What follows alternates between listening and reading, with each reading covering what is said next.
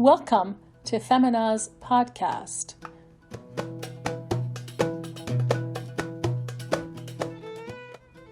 I'm Susan Tamasebi, and I'm speaking today with Lucy Talgia, a Palestinian women human rights defender and peace activist, who is also a council member for the city of Bethlehem, where she lives and works. We're speaking with Lucy about the situation in Palestine following the deadly violence that erupted after Israeli settlers attempted to forcibly remove Palestinian residents of Sheikh Jarrah from their homes. Hi, Lucy. It's really nice of you to join us today for this conversation about the situation in Palestine. Please tell us just a little bit about yourself. My name is Lucy Talgia. I'm a Palestinian Christian, born and raised in Bethlehem. I'm a city council member since 2017. I've been elected as a city council. And also I work in Palestinian Conflict Resolution Center. It's a non-governmental organization that we work, we have different programs, and I'm responsible for the women program there. Great. And how long have you been working? Actually, working as a job, it's been like almost 10 years. But before working, I used to be a volunteer and activist, and still I'm activist, not only in the organization that I work, and also I'm volunteering in different organizations that works with youth like Bialara or Insan, which mean human. It's for a human rights organization based in Bethlehem. Yeah, thank you, Lucy. I've known you for a long time. I just wanted our people who are listening to this conversation to also know that you have this extensive, more than decade-long experience working on, social issues, on peace building, on youth and women. And we're really pleased to have you here with us today to talk about the situation in Palestine. We had this eruption of violence that killed hundreds of Palestinians, including children.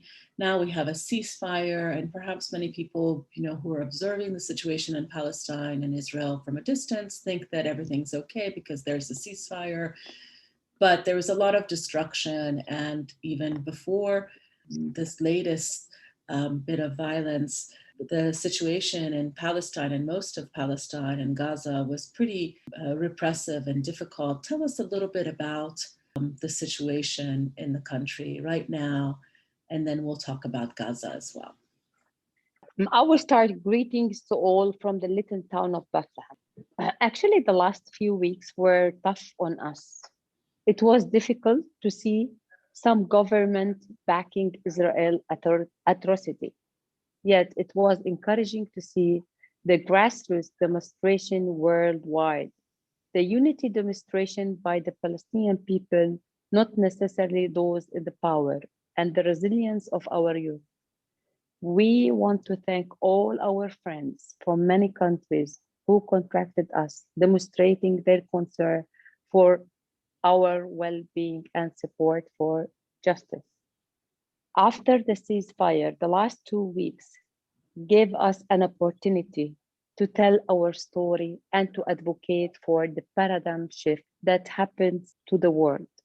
To best explain the prevailing situation in Palestine, people kept referring it to as a conflict between two parties, even if they are not equal, a conflict over the land and the resources, a conflict over the holy places deeply connected to identity. And I guess when they attacked Al-Aqsa Mosque, that was the light for these violence or the atrocity that happens from the occupation. This is a prevailing paradigm used in the media, in the academia, as well as in the popular debate. This paradigm is dominant today in describing the current situation as a conflict between Israel and Hamas. I have to tell the world, the conflict is not with Hamas. Hamas is a political party, yes, but it's been established before 20 years. And it's been for us living under occupation for 73 years. So the conflict of what they call it conflict, it's not a real conflict. It's colonization. It's more annexation from the Palestinian land. It's about demolishing the houses of the Palestinian. That's the reason for this increasing or the escalating of the situation. Sheikh Jarrah, it's in Jerusalem. Around 500 Palestinians from 28 Palestinian families, they are living in Sheikh Jarrah. They were facing the second forced displacement. The forced displacement, first one, it was during the 48. And then the Jordanian government, they put them in this land in order they will register for them as a refugee. And what happens, the second war, which started in 67, so the Jordanian governments, they pulled out of, they have no more control on Jerusalem. So the Israelis, settlers, they think they have the right for this houses of the people, and they want to evacuate them from their land. So this is the start, what happens. Yeah, we saw some videos about a guy who went on the land of the home of a Palestinian woman and said, you know, if I don't take it, somebody else will. So how does this eviction actually work, this forced eviction? Can you explain to us why they decided to go in, and what do the actual settlers, how do they feel entitled to go in and just take over somebody's home like that? You know, the Israeli Zionists or the settlers organizations, they bring settlers to live in these houses for 3 months, and they paid them money. They bring them from all over the world. They have the right to live in this home. But the Palestinians that they were living inside it, they are not permitted even to open the door. Even those settlers, they were attacking all the people that they are living, attacking the women with their dogs. So they are trying to provoke the issue. They want to kick all these 500 people that they were living in Sheikh Jarrah. And the settlers, they believe they want Jerusalem. And thanks to Trump, by the way, they believe that Jerusalem is capital of Israel. So they don't want any Palestinian to live inside Jerusalem. They don't want to call it East and West. They want to call it the Great Jerusalem. And this is part of the Trump plan when he gave the right for when he moved the consulate or the embassy from Tel Aviv to Jerusalem. Yes, because this was undecided. I mean, it was supposed to be the capital of both Palestine if there's a two-state solution. When we hear about the settlers, we always imagine that they go and they build homes in these, you know, in land that doesn't belong to them, that belongs to the Palestinians, but they're building homes in unoccupied spaces. But this is very different because these are homes to, like you said, 28 extended families that constitute 500 people. And what I understand that, you know, it was the judicial process involved as well. So they had taken them to court, but that they're actually going in and forcibly removing the families and moving into the homes. Am I understanding that correctly? Yes, the court is still running. The attacking the families is still there. You will find lots of Palestinians that they are living in Jerusalem. They are trying to protect those families. So each night you will find lots of people surrounding those families in order they are afraid in a minute they will come and kick them out. And they make it because they can do it easily. Even the court is running. You know, we don't have the asymmetry power, so we are powerless. So the settlers, and even I hate to say it, the settlers, because it's not definitions that you can settle in this place, but this is colonization. They are taking the land belongs to those people and not belongs to them. They are coming from South Africa or coming from Russia. They are not belong to this land, but they are trying to fulfill the prophecy of the Messiah that gathering all the Jews in Jerusalem, and then the Messiah will come again. Tell us a little bit about the situation of Christian Palestinians.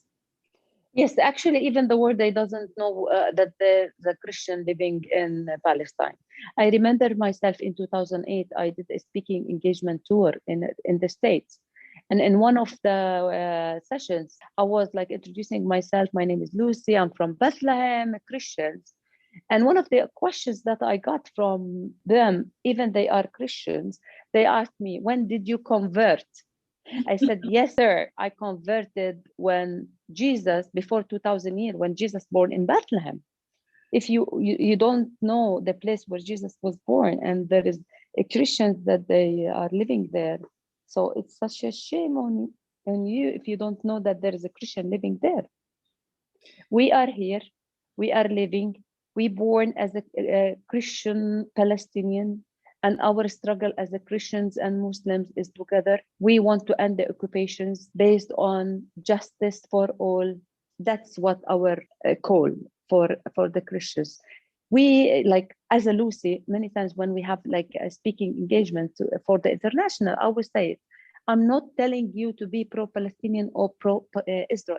I'm telling you to come and see, and you choose if you want to be pro-Israel or pro-Palestinian. But I'm calling you to be pro-justice. I think that that's a really important distinction to make, that so that people feel that they can judge what's going on based on the fact and the reality on the ground. And I think people heard a little bit about what's going on in Gaza during this time, but tell us a little bit about the situation in Gaza, which has been under siege for a long time now. And, even though whether there's conflict or there's not conflict, whether there's a ceasefire or there's not ceasefire, people in Gaza are living in a very repressive and situation, under siege, in a constant conflict situation. But I think many people don't understand what's going on in Gaza. So please tell us what it's like for people in Gaza, what the population is, how big the area is, and why freedom of movement is so restricted. The population in Gaza, it's around 2 million. They are living in 365 kilometers. I think this is the condensed area populated in the world. It's really increasing, even the population in Gaza increasing with less land. The place is really small. The strangling, it's been almost 15 years, the blockage on Gaza. They are not allowed, the borders between Gaza through Rafah, it's almost closed every day. This, while before the ceasefire, the Egyptians interfere in order to take the injured people from the war, to take them to Egypt to cure them in the hospitals, because they have lack of medicine, lack of facilities, lack of sovereignty there, lack of food. Poverty is really high, lack of water, because we don't control anything within the Palestinian. Even we call it Palestine, Gaza and West Bank, both, we are not controlling anything, because when we enter the peace process, we started with Oslo. And Oslo supposed to give us some of our rights as a human. But unfortunately, Israel, they didn't follow the process of Oslo agreement. And only what we got from this agreement, bits of pieces from the laws. They took all the laws and they give us like bit of pieces. Like if you look at Swiss cheese, you can see the whole. This is exactly what we are living in, like this. Small land divided from, there is no connection between districts. This is the way that they want to make it very complicated for freedom of movement, strangulation of movement, export, import, we are not allowed.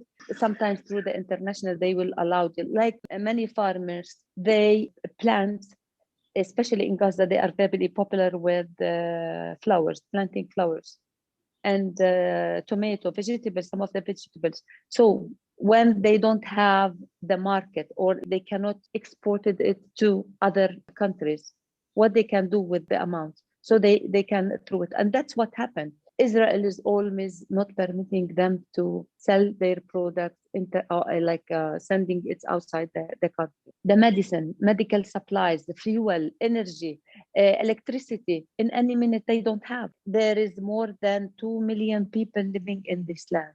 So basically, it's very difficult, even in the Gaza Strip, for people to move from neighborhoods to neighborhoods because they have checkpoints. They have to go through multiple checkpoints. We often hear stories about people who need to go to the hospital, who are stopped at checkpoints. And of course, there's a lot of violence that happens at checkpoints, right?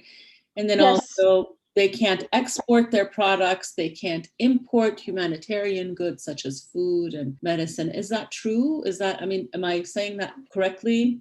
Yes, that's the truth. That's what's happening on the ground.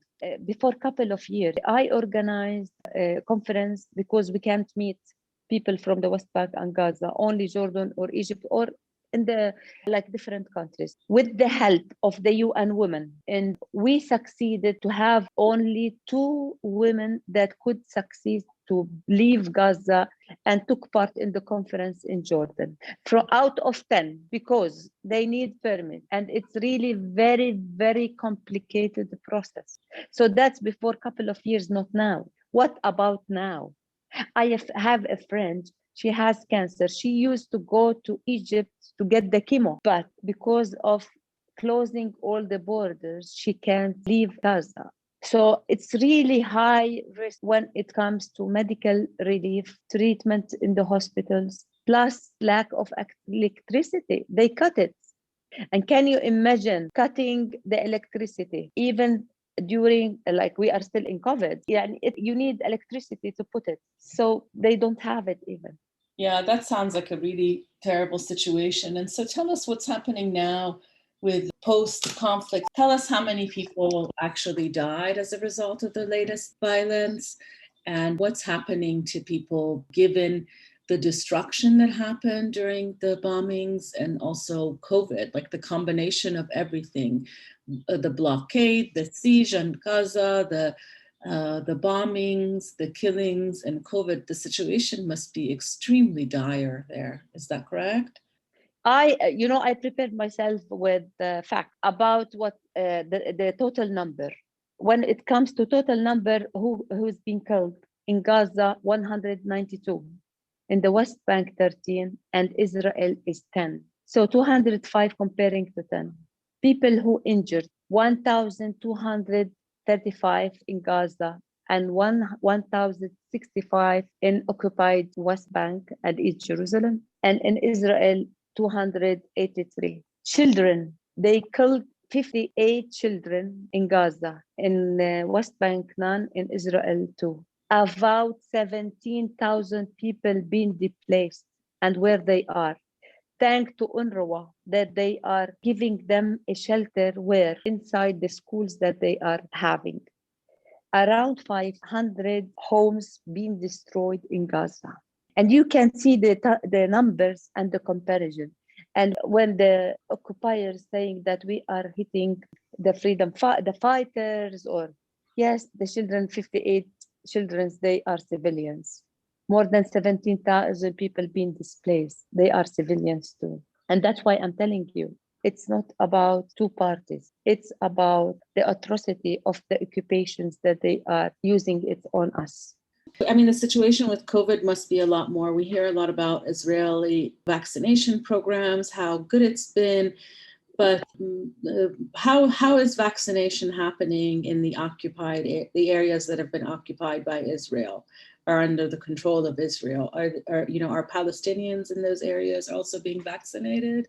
Just recently they started the vaccinated because Israel, after that we are living like under the control of Israel, so nothing can enter to Palestine unless it's entered through the border of the Israelis, and through the pressure of the international they sent us the vaccine. And the Palestinian Authority, they started to vaccinate the people just recently, you can say less than 10 days, for their benefit. The laborers that they goes to work inside historical Palestine, they vaccinated them because they work there. So for their benefit and for their protections, not because of they are Palestinian, they vaccinated them.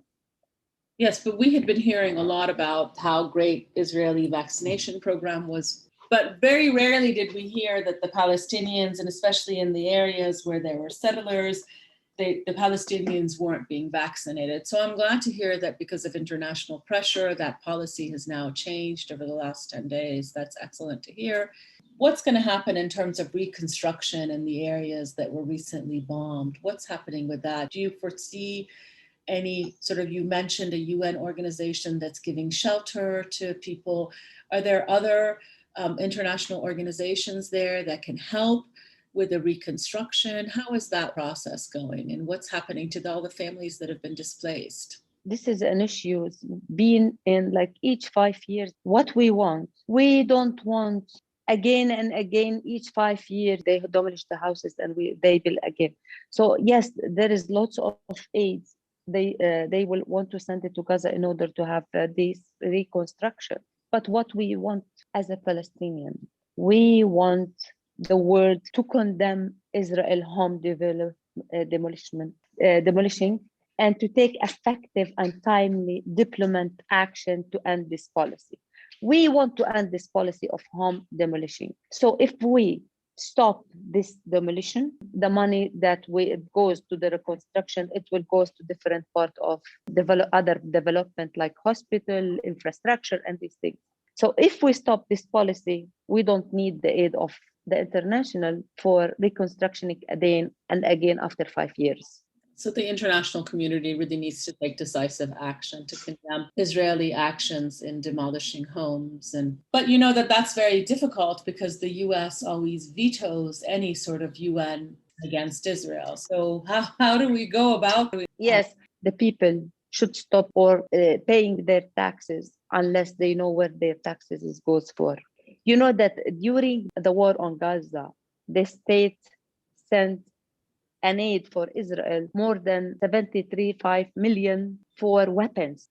Yes, it was a huge deal here, and I think a lot of people organized to try to stop it or at least make it conditional. But there's a lot of work that needs to be done, especially in the US, but also other countries that tend to support Israel at all costs and to the detriment of justice and, basic human conditions for Palestinians. I think you know that I'm Iranian, but I'm also American, and that my mother was Christian. And it's very interesting for me to be speaking to you as a Christian Palestinian. You know that there are a lot of Christians that support Israel at all costs in the US. Probably many of them don't really understand the dire situation in which all Palestinians live, including Christian Palestinians. What's your message to Christians here, especially in the US? And I know you said that people should think about not taking one side or the other, that they should think about justice. What kind of special message do you have to Christians living in the US who tend to really identify with the Israeli cause? One of the messages I will tell, Jesus was a human. And this is what Israel is doing. This is, you can consider it dehumanizing the people that they are living in the land. People think that the crux of the problem, land without people, people without a land. This is a myth. The land, people that they are living in this land, Christians, and the Christians calling the world, stop being naive, stop being blind. If you want to support, but your support has to be based on 1, 2, 3. You are supporting Israel blindly as one of the Zionist movement who's believing in the evangelicalism and also believing that this is the promised land. Do you think Jesus was a real state manager that giving the land to this and this and this? They have to come and see. As a Christian Palestinian, telling you, stop being blind, come to this land and see. Put yourself in the other shoe. We are the people of the land, not the land of the people. So you can be pro-Israel, you can be pro-Palestinian, but I'm telling you, you need to come and see and be pro-justice, because we know that Jesus was a person who believed in justice. He believes a human being. He believes in peace. And this is the principle of the Christianity. So if you consider yourself as a Christian and you have all the principles, then you have to be fair enough with the other people that they are living in this land. And this is an invitation for all the world. Come and see what's happening on the ground and then be the judge. Yes, well, I think many people would love to visit your land, because it's so special and holy to all religions, and it's very important in the hearts of all of us. And you know, I know you work on women's issues, and you know this is my concern. I didn't ask you anything about what's going on with women because I think this most recent spate of violence, it's become much more clear that you can't really look at the situation of women out of the context of colonialism and occupation and this broader violence. But I will turn just a little tiny bit to women. There's a lot of discussion about how women can show their solidarity for Palestine and how Palestine is a feminist issue as well. What would you say about that? How can feminists around the world support Palestine? You can through the social media, these, especially the last war on Gaza, it shows the world, and I think it triggered the world emotion when they saw these pictures on the ground, how many children being killed, and who will be the burden on, like the burden on the family, who will be the women, many of the men's being killed. In a minute, the woman will be responsible as a breadwinner with 5 or 6 or 7 children. How these women could survive in that situation? When the children will ask the mom, Mom, we want food, and there is no food in the fridge, and even there is no fridge in the house. There's a lot of stories. If I will tell you stories, you will be emotionally triggered from the lifestyle that how the women that they are living in Gaza. And I told you one of the very example about the friend of mine who has cancer, and she wants to get the treatment in Egypt, and the border is closed, and there is no alternative for the medical. She will die if she couldn't succeed in the coming time to go to Egypt for treatment. You know, one of the women, like we have contact in Gaza, especially with the women, and I talked to her. Her name is Nadia. I was telling her, Nadia, I don't want to tell you how are you. I want to tell you, thank God that you are still alive first. The second, she was telling me, Lucy, you know how our night could be? She was telling me that she will sleep every night with her 5 kids in the same bed, because she said, if I want to die, I want my children to die with me, because no one will be taking care of them. And when it comes to feminist movement, they are trying to support the women movement in Gaza, and especially with the financial aid, medical aid. Actually, it's really needed. Also, the feminist movement could work on the UN Resolution 1325. It's calling about women protection in the conflict areas. And we are here. We didn't see lots of voices of women that support us as women in Palestine.